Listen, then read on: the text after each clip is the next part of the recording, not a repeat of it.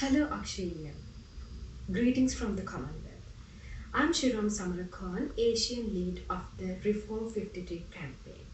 And also, I am the Youth Transition Executive of the Commonwealth Youth and Gender Equality Network.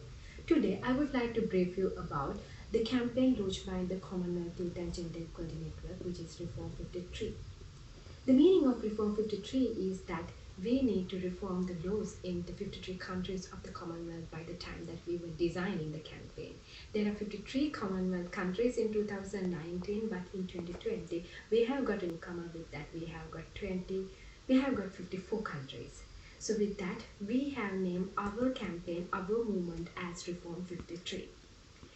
In this campaign, we basically discuss about reformation of laws that discriminate women and girls and also the LGBT plus people. Basically, these are the laws that discriminate people on the basis of gender.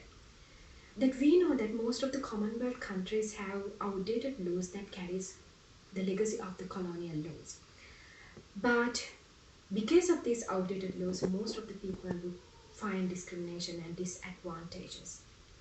Therefore, we found that it is vital important for us to reform all these discriminatory laws that affect women, girls, and LGBT plus people. In 2019, there were around 12 young people who got into seizures, and we discussed about how we can shape our campaign. And the product is that we came up with 5 main thematic areas where the reformation of laws are needed. Among them, we found that we really want to reform the consent and customary laws that affect on marriages. Basically, there are a number of consent and customary laws which affect and which motivates child marriages, and it has been a huge issue in the Commonwealth, especially in India. It is one of the highest population with child marriages, and that disadvantage most of the young girls who will not be able to continue their education, and they will become vulnerable to domestic violence, teenage pregnancies, etc. That's why we thought that it is vital important to reform consent and customary laws on forced marriages. Secondly, we raise our voices about ending workplace discrimination. Women and girls find lots of difficulties whenever there are workplace harassment. Sometimes we people face sexual harassment in the workplace, and bullying, also the harassment and the discrimination take place during the recruitment. Equal pay gap are some of the areas that we find so much of difficulties.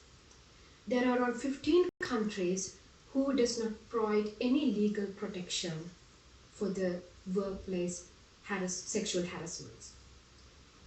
Therefore, we really want to think about, if we want to get more women being employed, we should ensure that there is a safe environment for them to work.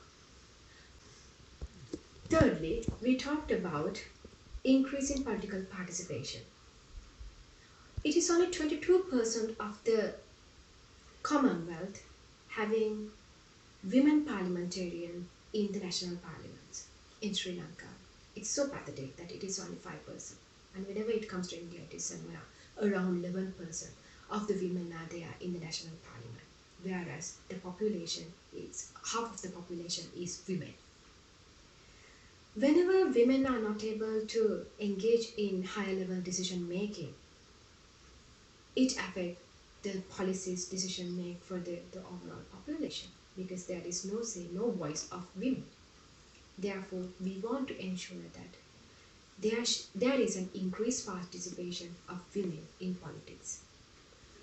In fourth, we wanted to ensure that provisions in the law for abortion is by choice. There are around 25 million unsafe abortions take place in the Commonwealth, whereas because of the unsafe abortions, around 47,000 women dies annually. That's why we wanted to raise our voice towards bringing and legalizing the abortion in the Commonwealth. Whenever it comes to murder, There is no provision, no legal provision given to conduct an abortion for a pregnant woman, even though her life is in a risk. Therefore, we call upon governments to ensure the provisions in law for abortions by choice. Since this is a campaign uh, which comes along with gender discrimination, we want to talk about decriminalizing same-sex relationships as well. But during this forum, basically we are talking about women and girls empowerment. Therefore, I would like to basically focus and to bring your attention about reforming consent and customary laws for on forced marriages, ending workplace discrimination, increasing political participation, and ensuring provisions in law for safe abortions. So, as a Commonwealth country, I would like to invite youth from India to engage with us to ensure that we have updated laws that would not discriminate women, girls, and LGBT plus people. To get into our campaign, I would like to request all of you to paint your palm with this sign. This is the equality sign, and then to upload a photograph of yours with the equality sign to the